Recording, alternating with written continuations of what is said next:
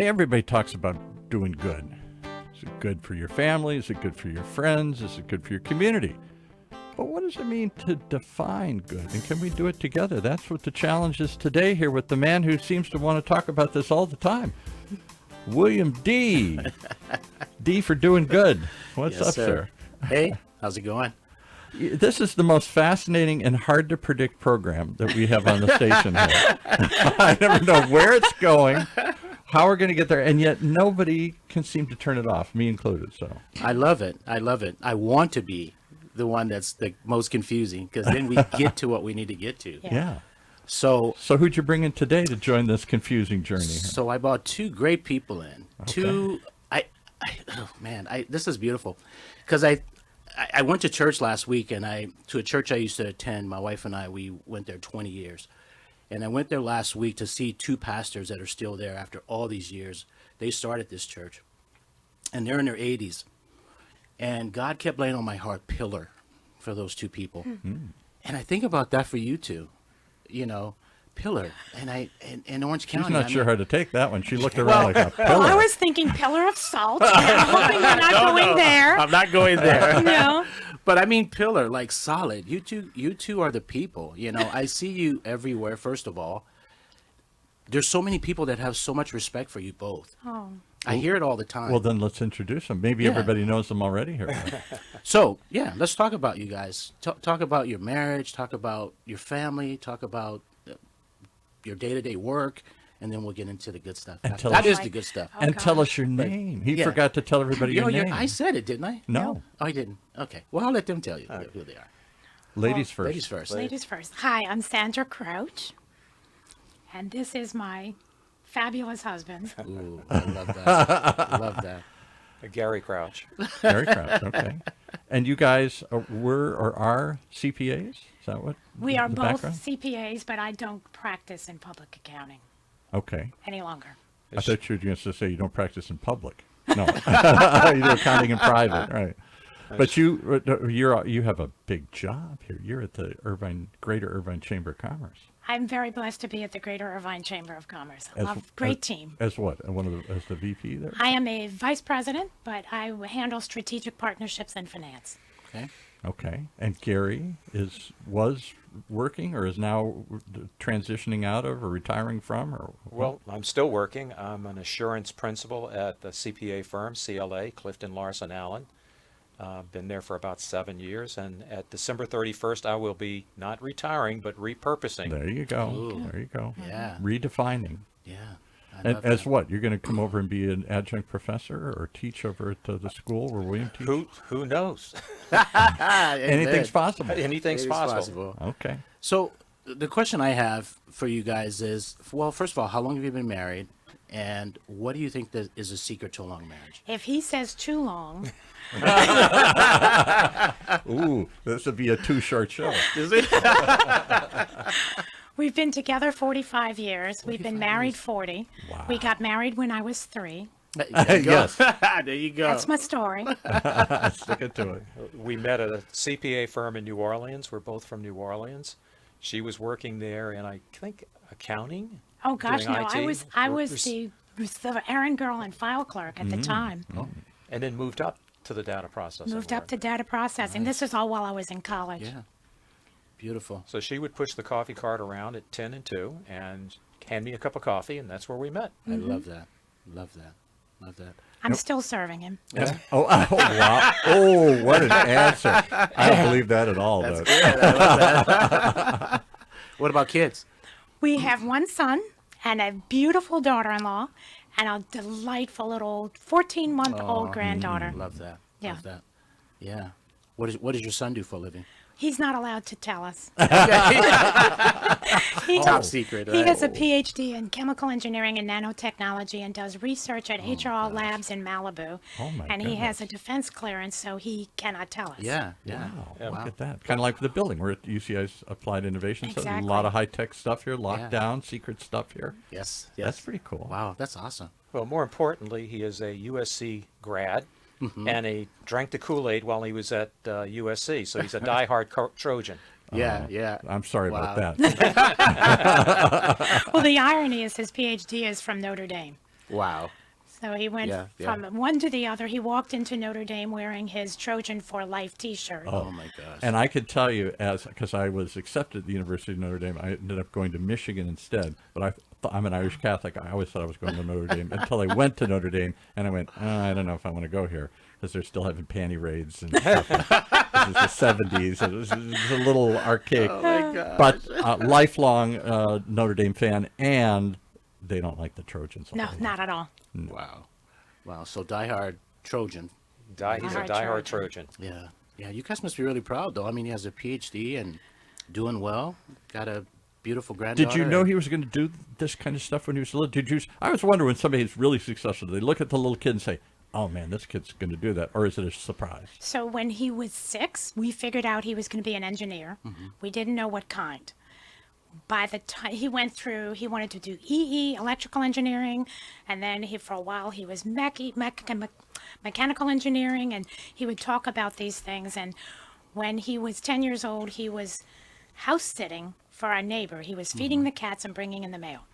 And he'd bring in the mail, and every month or every week, I don't remember how long, they'd have MIT Technology Review magazine Okay. that would come.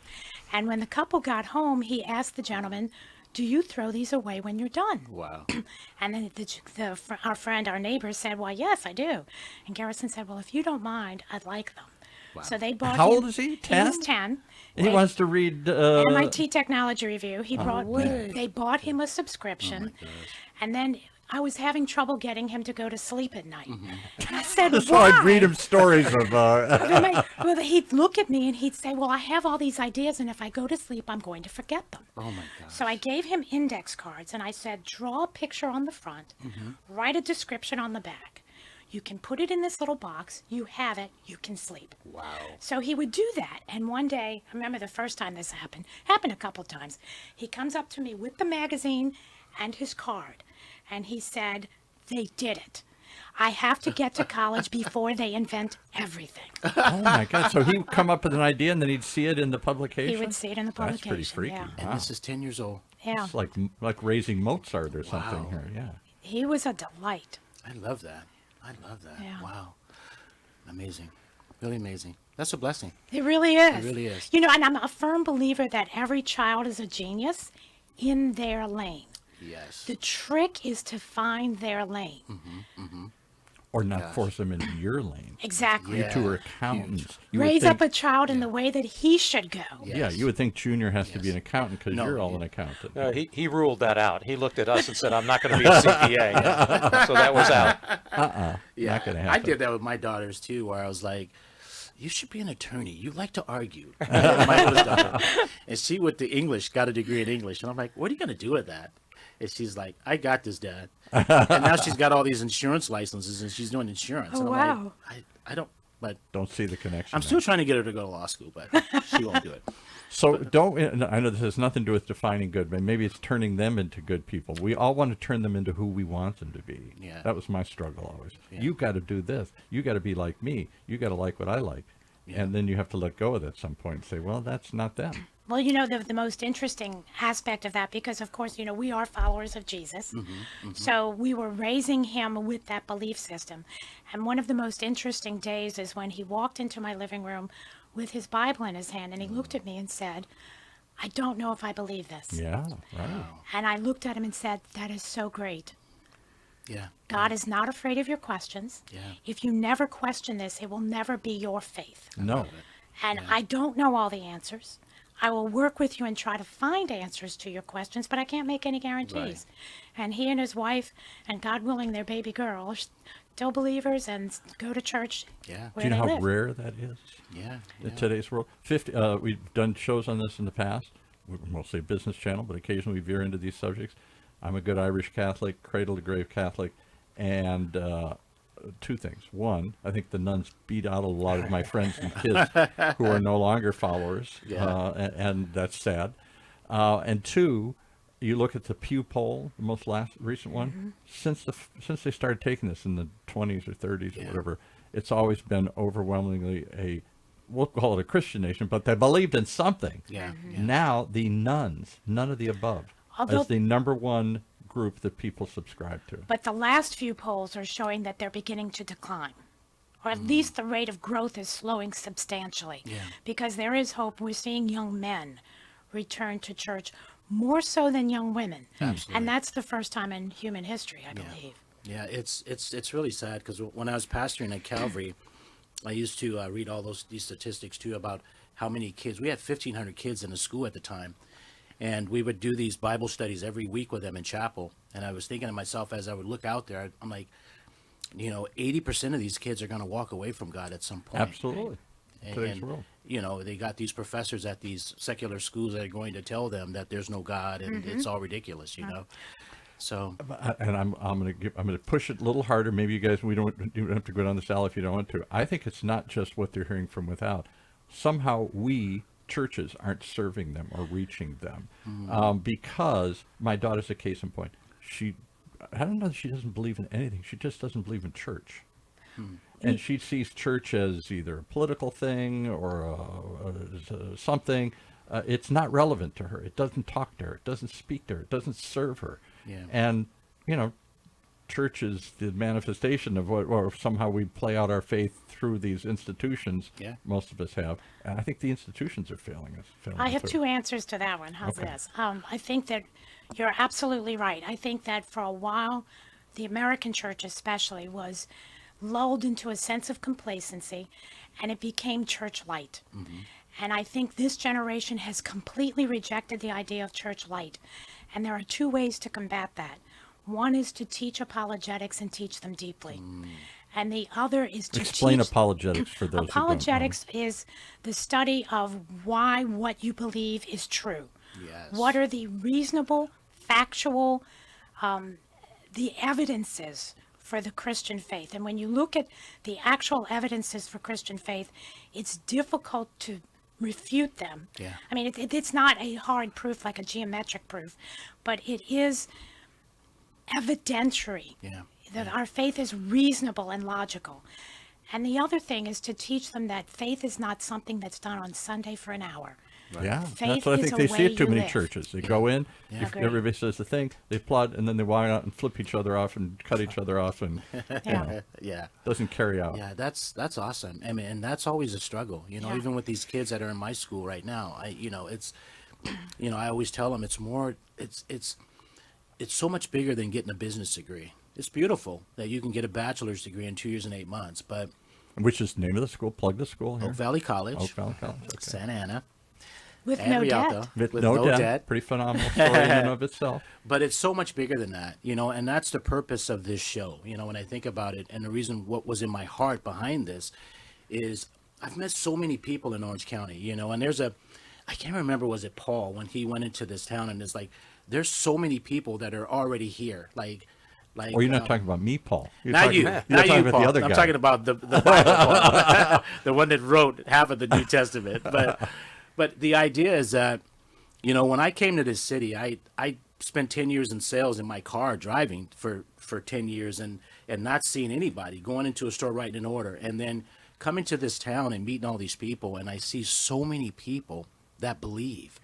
And it's really a beautiful thing. You get a chance to see that. I had so many misconceptions about Orange County. I'm thinking, everybody's driving BMWs, and everybody's, see, you're saying a counter narrative to the one I hear all the time. Orange County is, we all drive into our house, we lock the door, and we have fences around each other, Right. and we don't talk to our neighbors or know our neighbors. And Yeah. I'm kind of like that a little bit, I'm sorry to say. But but since the point I'm trying to make too is since I've been here, I've seen just the complete opposite yeah, that's what of you that. keep talking about. And people are Community. so loving and accepting, and man, it's just a beautiful thing. I feel like I'm like, God, I feel like I've missed out on so much, and He's like, well, this is the time when you're supposed to be here, right? Yeah. And so I know we need to get back to defining it together. So when we think about defining it together, that's the whole purpose for me is how can we, us, the people in not only Orange County but all over, come together and figure out, first of all, what is good, Right. and how do we get back to that, as far as all these things that are happening in the world. And how do we do it together? We're more divided than we ever have been. Yeah, it's just ugly. It's such an ugly A world. million ways to divide each other, which is why I think Yeah. people break into their own little echo chambers, their own Right. little world. I have my family, my friends, and Right. no, I don't want to hear about anybody else. Yeah. All right, so what's good? So- Are you going to ask him here? So, how do you guys define good? Defining good in like life, business, and community. Yeah, any way you- define good how you want it. So for me in life, it would be increasing my faith or growing in my faith. It would also be being a good husband and being a good father Absolutely. And grandfather. and grandfather now. Grandfather. And in business, for me, I see a lot of young people come out of college, they're starting their career, so it's helping them to succeed in their career, whether it's in public accounting or whether they go to private industry. Yeah. And then clients, I work primarily with nonprofits, so I'm helping nonprofits and make their financial statements correct so that they can go out and do fundraising. Yeah. And then in the community, I think it's, you have to give back. And so for me, giving back is I work with 3 nonprofits, Santa Ana Chamber of Commerce, I'm on the board, and also for the Passkeys Foundation, I'm on the board. And Sandra and I are in the advisory council for the Olive Crest Strong Families. Yeah. And Strong Families to us, we've been on it 15 years. We have a passion for it. It's helping families that are in need. So a family's in crisis and, maybe they've lost their home and they're living in their car and they need some place for their children to go. So we have host families and churches that can take their children till their crisis is solved or improved and then hand them back. And then sometimes these host families stay in contact with the family that was in need for long periods. And the host family could have a child for 1 day or 6 months. Love it. Yeah. That's beautiful. Yeah. How about you? Cynthia? So I thought in much more general terms. I thought in terms of doing good is 2 things: what you do and how you do it.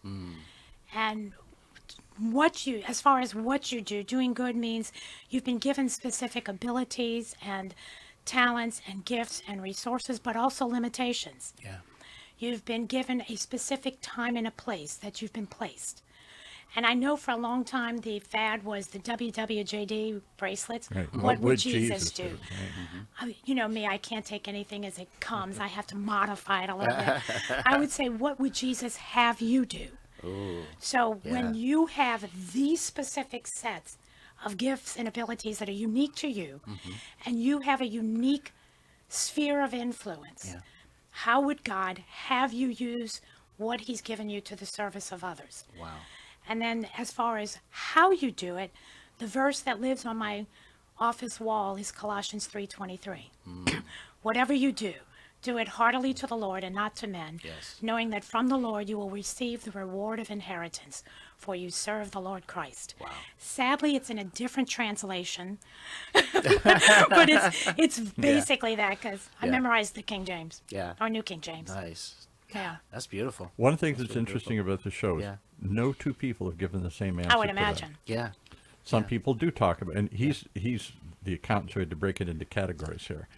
Most people just pick one and they say, I'm good to my family, or I'm good to my customers, Yeah, or I'm yeah. good to the bottom line of my company here, or I'm good to my community, or whatever. It's Yeah. Yeah. that's part of the problem with the I word think good. all 3 areas are important. Absolutely. I mean, and you can't just say one area. If you say business, I mean, then you're leaving out how are you doing good in your life? So, Yeah. and we didn't talk ahead of time, or maybe I would have gone more general, but But it's nice when you kind of have the No right or different- wrong answer to Yeah, this one here. exactly. Yeah. Well, my goal, guys, with this is to put these interviews in a book in a year from now, Oh my. and promote it, because I want to encourage people not only in Orange County but everywhere to adopt this idea. But it's the idea of getting, like, I read the book Good to Great. I'm sure everybody talks a lot Jim about this Collins. book. I've Good to never great. read it though. Yeah. Yeah. Everybody talks about that book. Yeah, and it's Yeah. just this idea of how do we get the show's called Defining Good together, but how do we take the show, the premise of the show, and make it great? You Yeah. know, and again, I this is all I know so far as my public life, in a sense, of going to events and speaking and shaking hands and giving out cards and having coffee with people, and I want to take what Orange County has and I want to spread it everywhere because I really think it's a beautiful thing. I really do. You're pretty positive on Orange County here. I am, and I don't, are. but You're not even again, from here. I come from an environment where, again, I spent 10 years in my car, and I work for 7-Up, the soda company, and I just drove around with an iPad. I wrote orders. I negotiated sales all day, and that's what I Which did. is a good brand. Which is a great A company. good product. No, it's a great company. I mean, it paid my bills for 10 years. It was a beautiful thing. And then I worked in retail before that, and I was a human resource director. I've done all these different things, but no job has allowed me to really live out my gifts, I think. And I took this strength test, or this test. Strengths Finder? Strengths Finder. Yes. And it was crazy. I was telling my wife about this morning, and it really defined what I already feel like God had already shown me what my gifts were. Yeah. Which are? And I knew you were going to ask me. Which are? You can't throw it out. And Okay, we know so- what your gifts are. So one is visionary. One is visionary. I can see One that. is it was a futurist is what it's called. Includer was another one. I get includer loud And- and clear. You're yeah, always trying to and- bring people together. The show you bring Yeah. people together. You had to put the word together Yeah. in the title of the show. There you go. And communication, I think, was one. And oh gosh, I can't remember. But futurist, communicator, includer. I can't remember the other two, but it'll come to me before the show's over. But yeah, but when I was telling my wife about it this morning, and I feel like it was confirmation for me. It wasn't a surprise. And then I was talking to my CEO, and he's like, "You've got really unique gifts." And I still don't know, like, like what am I supposed to do with these gifts? And I'm like, well, let's see what God wants to do with these gifts, So how do you get kids to find their gifts? How do you get employees to find their gifts? How do you get your your neighbors to find their gifts? Is that part about doing good, to get people to see what they do? question. What do you think of that? Yeah. To expand on a little bit of what William was saying, Orange County to me is very different because here you've got, I think it's 9,000 nonprofits. Yes, And- we just and talked they're- about it the other day. They're out there helping people, having missions, serving people in our community, which I think is more than where I grew up. Yeah. So I think that's amazing for Orange County. Where did you grow up? New Orleans. Oh, New Orleans. Okay. Nice. Yeah. Yeah, it's a lot of work to be done. I always think about, the Bible says, let your light shine, right, before men. And I try to live that. I want people to say, hey, I want to get to know that guy. There's something different about him. Yes. And that's what I see about you two. I say that, but I really see that with you two. Every time I walk in a room and you two are there, Sandra's like, come here. I want you to meet this guy. I want you to meet this person. I want you to meet this person. And you guys are so faithful to want to see somebody succeed. And I think it's just a beautiful thing. I really do. How broad is good? In other words, I hear people Okay, saying so- good is within me. I got to be good. Or is it, can you keep the light under a bushel, or whatever the saying is, you have to, is good meaning you have to share it? So here's my theory. Okay. And the pastor can tell me if I'm off base. He's on the other line right now. He's a pastor. The pastor of my church, I hope, never hears this. If I'm wrong, if I'm right, I hope he hears it. But I truly believe that part of the essence of living a Christian life is getting to the part where you truly love biblically. And loving biblically is not a feeling. It's not an emotion. It means putting the needs of someone else ahead of your own. Yes. And when people say, what would Jesus do? In essence, that's exactly what he did. And, he put the needs of us ahead of his own. Yes. No greater love has any man than this, Yes. that he laid down his life for his friends. Yes. So if you are to truly love biblically, it kind of means tearing down all of the walls that separate your interest from mine. Right. And realizing we are all made in the image and likeness of God, the Imago Dei. And therefore, I am called to love and respect you with the same passion Yeah. and grace that God has shown me. Absolutely. I love that.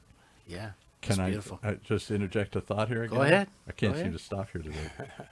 Which is, I would argue you just gave the definition for long marriage, putting others ahead of yourself.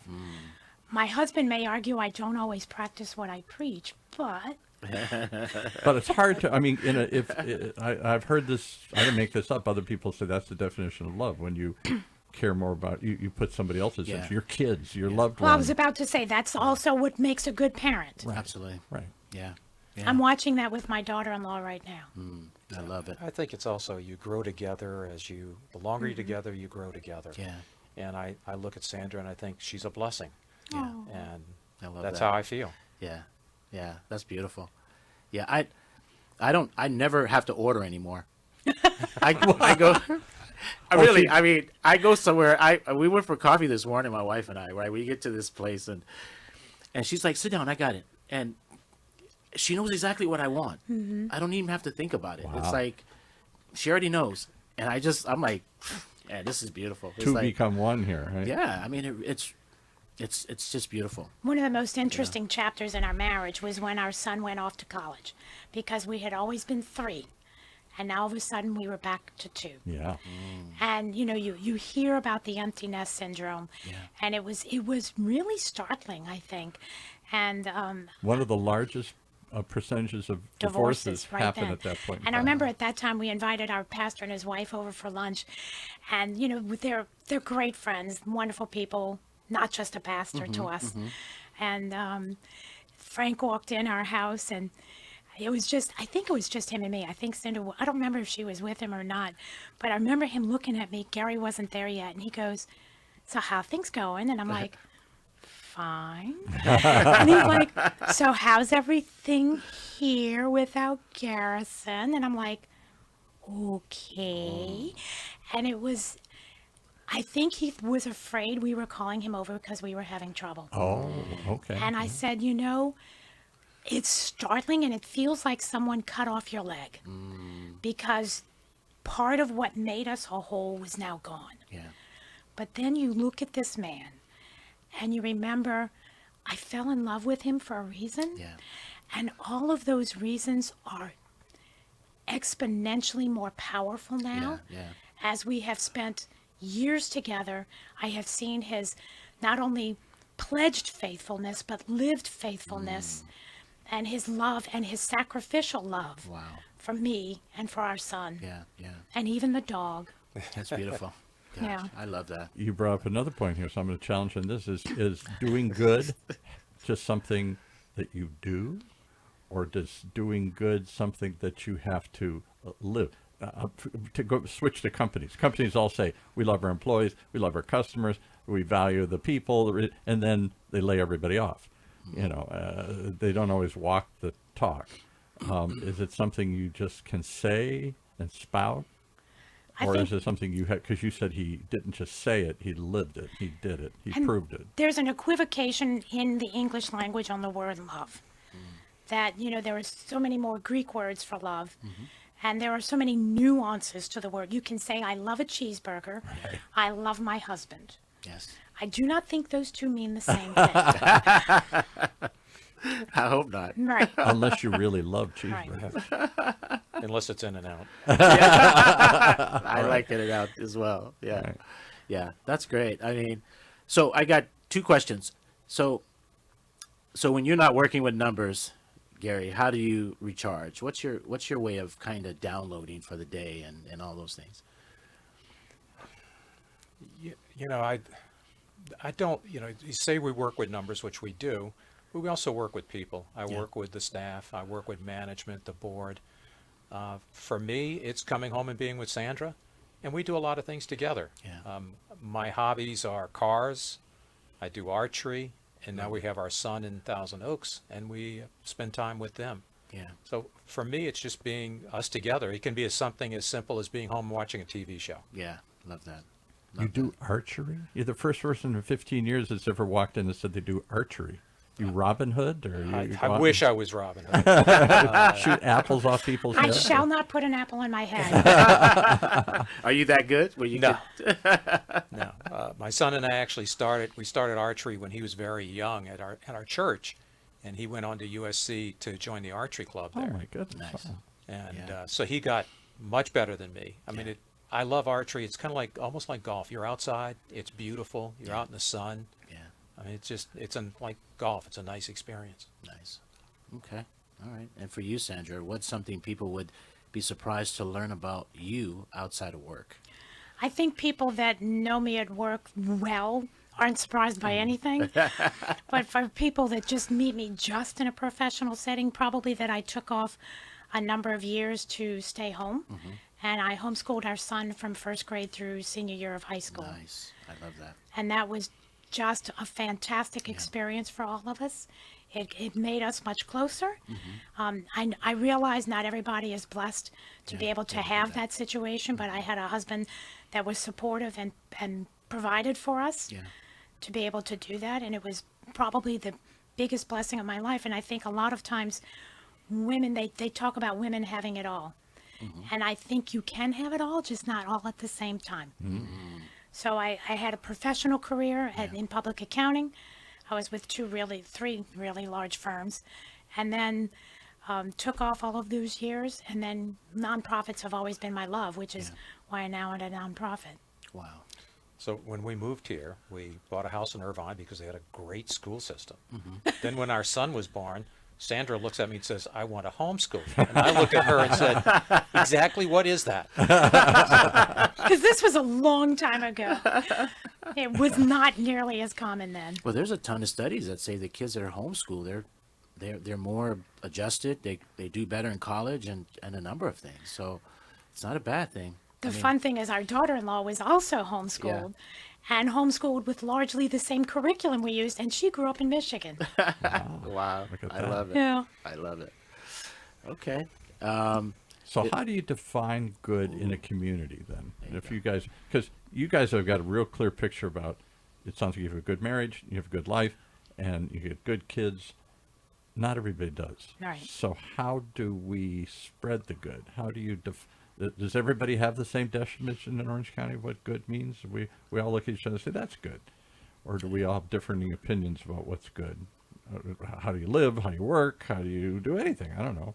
And then so how do we, if we don't, how do we craft that message together? I think that's one of the hopes of the show, is coming up with some common definitions or strategies to bring everybody together on this a good train. You guys are on the good train. How do we get everybody else on the good train? Yeah, that's definitely work and time, but I see it happening. I mean, I see everybody that I've come in contact with, and I'm sure it's not like that everywhere in Orange County and LA and everywhere else, but there's certain people that you always see together and working together and help each other and give advice and all these things. And so if there's a way of spreading that out, right. Again, I talk about, certain things moving into LA and starting to build the same type of environment and closeness there, and just different cities. Because, where I was raised, I saw none of that. It was more of, this is my house, this is my neighborhood, and you walking around in your neighborhood and you're just ducking because there's so much going on.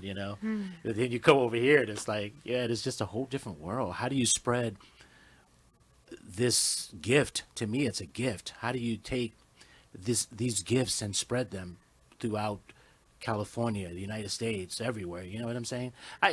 My vision is too big. I know. I mean, you can't save everybody, right? But man, that's my hope is that we save as many as we can, right?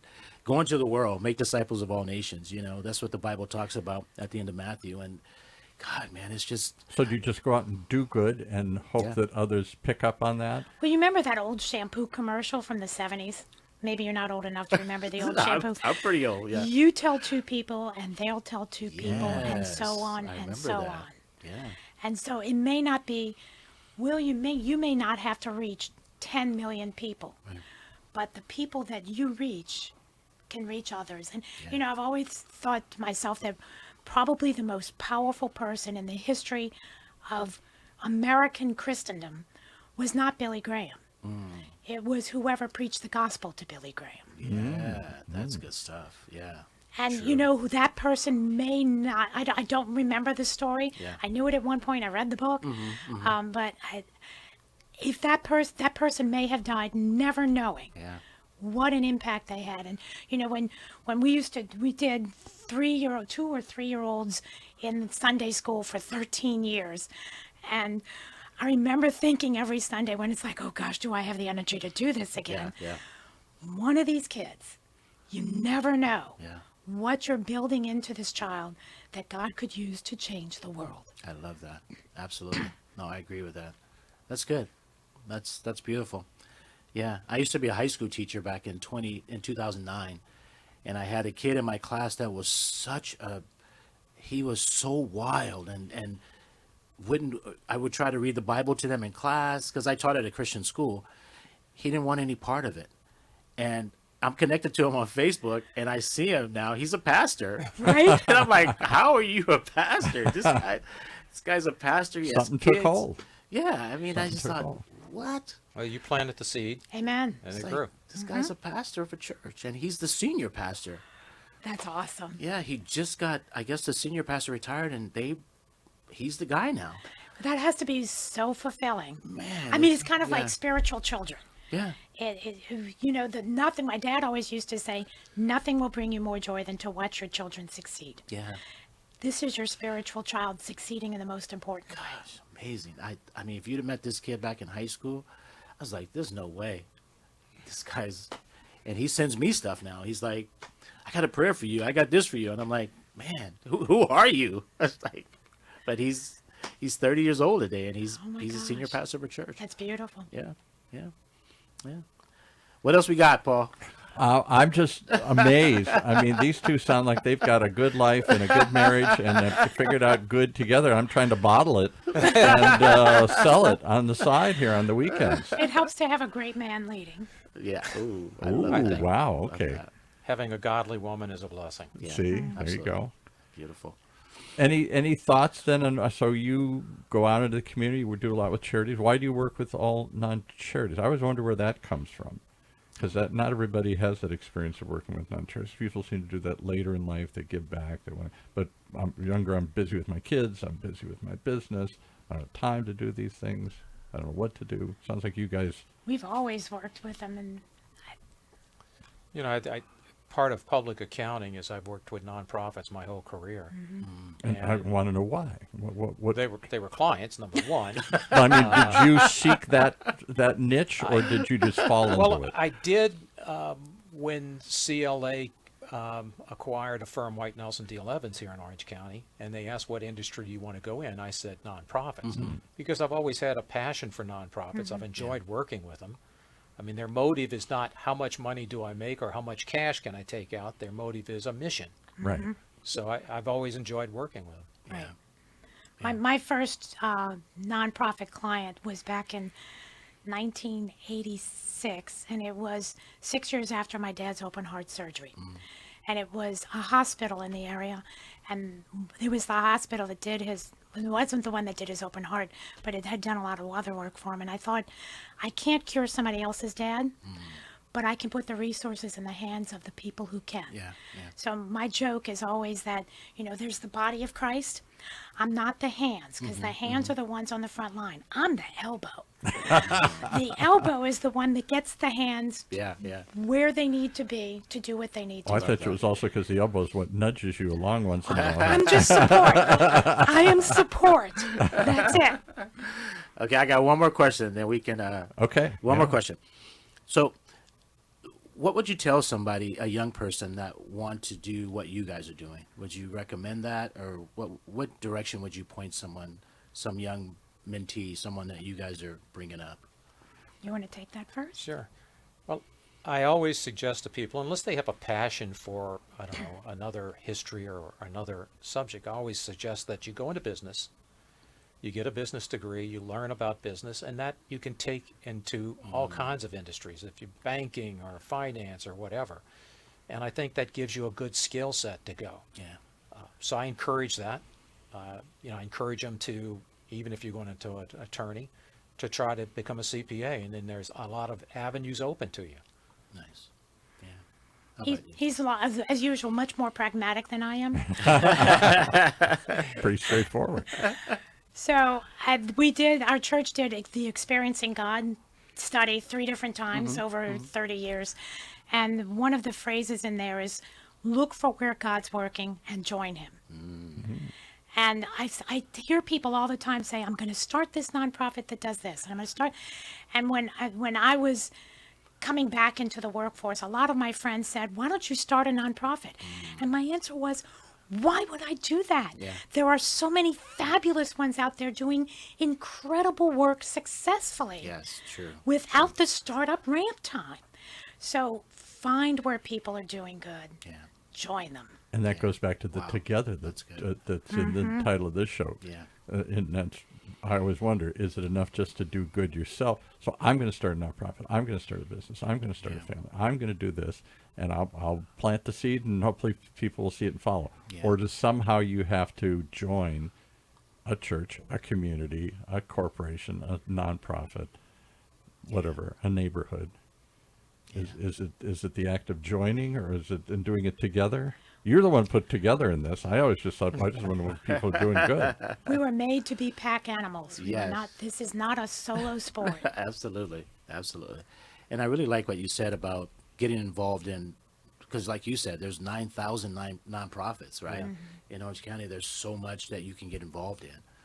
And, I see some people on like 10 boards. I'm like, how do you spread yourself to 10 boards? I have people calling me saying, hey, I want you to think about getting on my board. And I'm like, I don't have time, man. Right. I thank you. But I mean, I've joined a few, but it's like, I'll talk to my CEO about it. And he's like, William, do you really have time to get on 3 or 4 more boards? And I'm like, no, I don't, but We have a lot of nonprofits coming Yeah. in, not 9,000, but we probably talked to hundreds of them in 15 years. And I sometimes wonder, I'm not trying to be the negative naysayer here, if they wouldn't do better if they worked together rather than all separately splintered. I've got my thing, I got my group, I got my donors, I got my plan. And whether it's homelessness or somehow if they tackled these things together, I wonder if they wouldn't get more accomplished. There is a lot of siloing Yeah. in the nonprofit Yeah. field, and I usually suggest to them that if, look at other nonprofits that are doing the same thing you're doing, because you can cut down on your costs, you can cut down on, just be more efficient, Right. and probably have more money to serve the people you're trying to get to. yeah, great idea. But there's a lot of siloing. Yeah, that's a great idea. I would love to see more of that, so that's it. All right, so what's the one definition of what's good? One word. Or sentence. What's good? What if we're all going to come up with a definition together today for what is good? I don't care good life, good faith, good family, good business. What is good? I think, to me, it's doing God's will in my life. Okay. Now, Being that's, as yeah. that's not a one word, but Yeah. Yeah. Okay. but it's, So that's pretty it clear. defines it, And I'd have said being as Christ-like as you possibly can in every situation. yeah.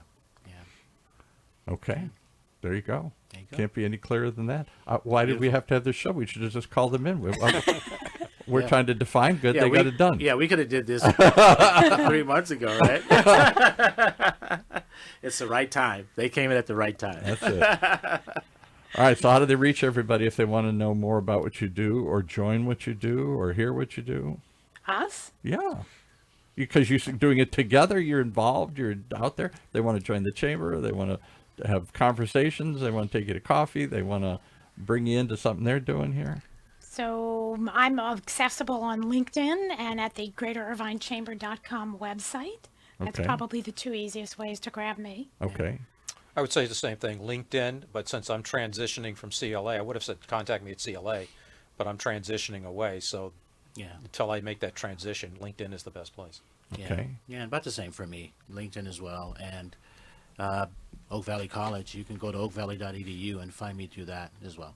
Okay. So All right. Thank you for joining us today here. You had the most clear-cut definition of good we've had so far. Everybody else is kind of wandering around, feeling their way through it. It was pretty clear-cut here. All right.